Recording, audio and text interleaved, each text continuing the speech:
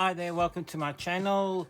Today we are going to work on the Knitmaster Mod 100, and basically we're going to do a kind of lace stitch, and I just wanted to show you the process. It's really quite easy and it's often used with other patterns, so let's see how this works.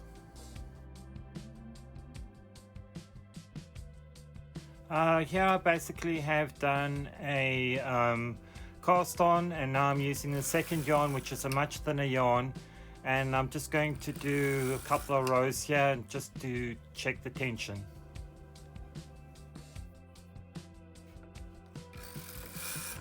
After doing the tension, I did another 4 rows, which made about 6 rows in all, and this is where you change your yarn and you use the much thicker yarn.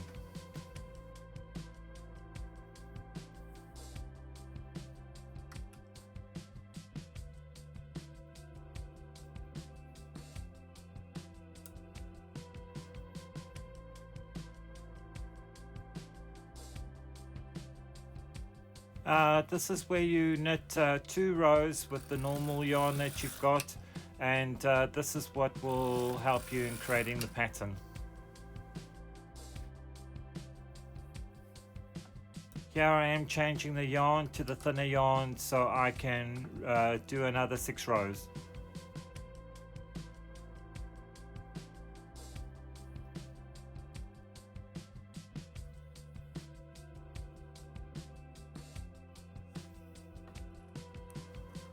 This is where you do 6 rows, and this will be the start of your pattern making process.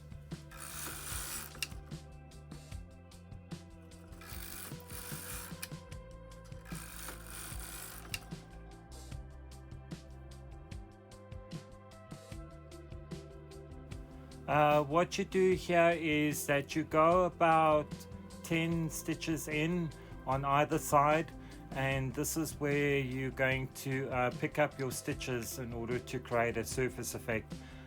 Just make sure your latch tools are latches are open so that you can just grab the needles you want to use and then make the pattern.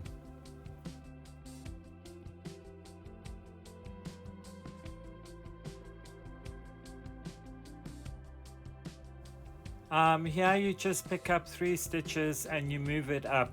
It's about 10 needles in basically. You don't have to measure it 100% accurate. It's not going to make that much of a difference to the pattern. Just choose the needles you want and it will come out relatively the same way.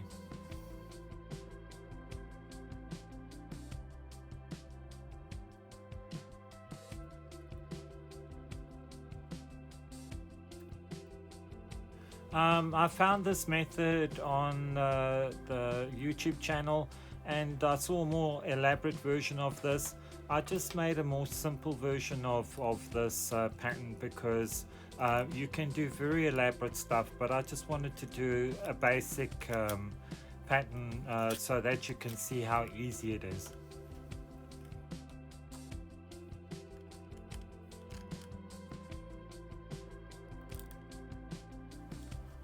For this first pattern row, I pushed all the needles forward and then I had to push them back into C position so it would knit.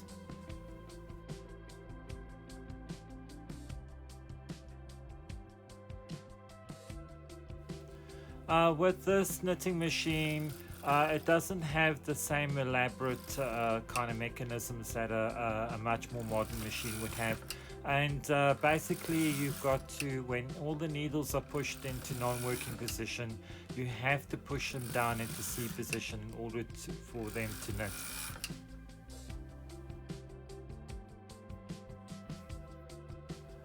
Here I am changing the yarn again. I'll be doing the next 2 rows in the color knitting.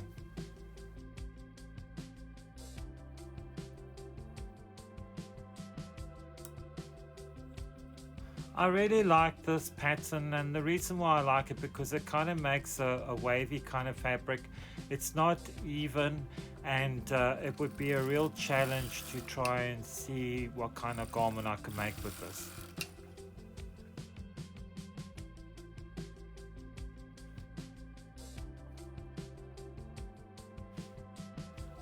Here I am changing the yarn. I'm going to do another 6 rows in the much thinner yarn.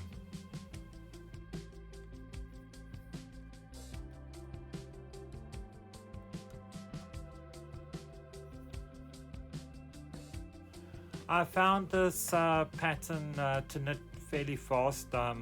If you had to actually make something with it, it will probably go very quickly because it's quite simple to do, but it also it doesn't it's got big spaces, so basically it can make a large space with very little.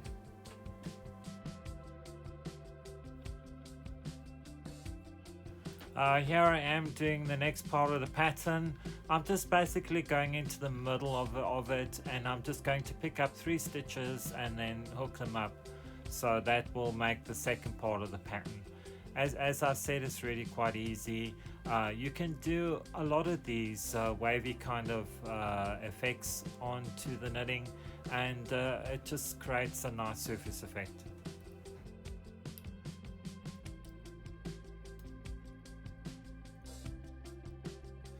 I found this part of the pattern to be a little bit more difficult as the camera was in front, and so it took me a while just to rehook the actual yarn.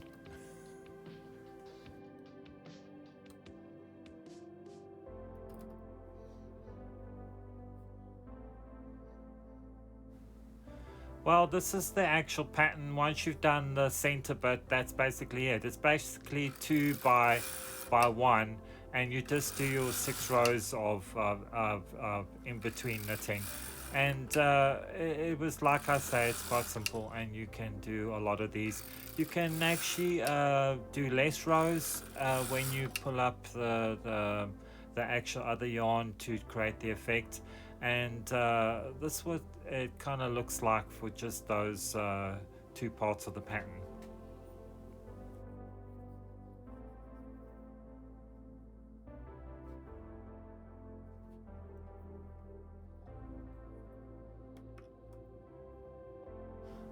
Basically what I'm doing now is just going to redo those pattern bits just to make it a bit longer. I only used 1 tension on this, which was tension 10, so I didn't change the tensions in between the yarns. You could do that, but I just wanted to see what it would look like on 1 tension. The tension that I had it on was on 10.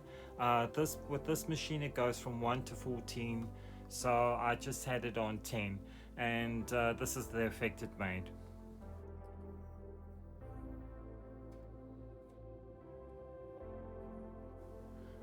What you could do with this pattern as well is you can use different yarns or different thicknesses, and it will also create a different effect. And you can use you know, a metallic yarn or colored yarn. It doesn't really matter. I haven't tried it with a variety of yarns. I've only just used 2 yarns here, but I think later on I'll make another sample, and I will use different yarns to see the effects with it. I also wanted to take this and see if I can use other methods like cabling, or taking eyelets, creating eyelets, or kind of lace knitting, just to see the effects.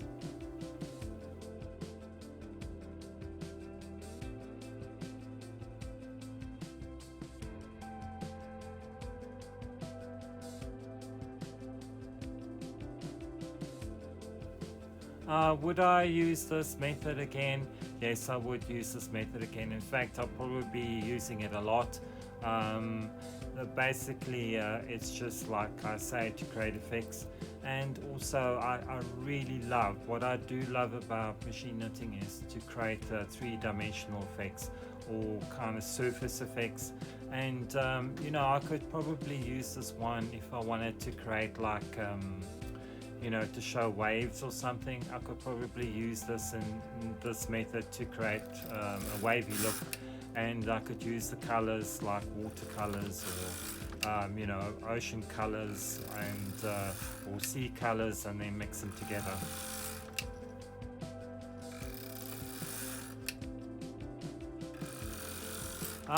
The only difficulty I had with this pattern was the thin yarn.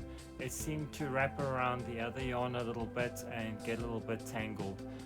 So when you've got two different yarns, just check that they're not close together. So when you knit with them, they're kind of separate, because otherwise they get tangled. And I found this got tangled very easily for some reason.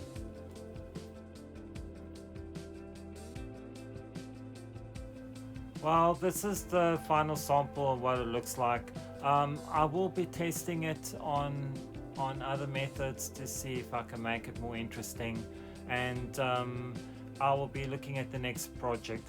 I would just like to say thank you for watching, and if you could subscribe, I would appreciate it, and I will see you next time in the next video.